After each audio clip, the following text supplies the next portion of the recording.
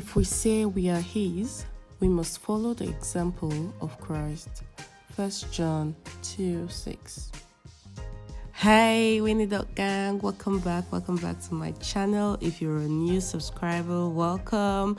Please do the needful, click the subscribe button down below and join the family. And if you're a returning subscriber, you're the realest. Thank you for staying tuned with us. So guys, I'm so excited to share this tip which I recently learned on YouTube. And they used Kanekalun hair to create passion twist. This has been a trending hairstyle for a while on the internet, and I was so loving it. I almost got it online, but then I saw someone try to use Kanekalun hair to create curls and to achieve this look, and I was gassed. I was like, man, girl, you gotta try this out.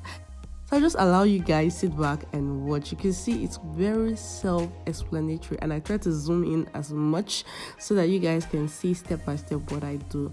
But if by any chance something is not clear and you have a question, please do not forget to comment in the section down below, because your girl is here for you to clarify every issue, every doubt you might have running through your mind. So stay tuned and enjoy yourself. And I hope you learn a thing or two by the end of this video. Mwah.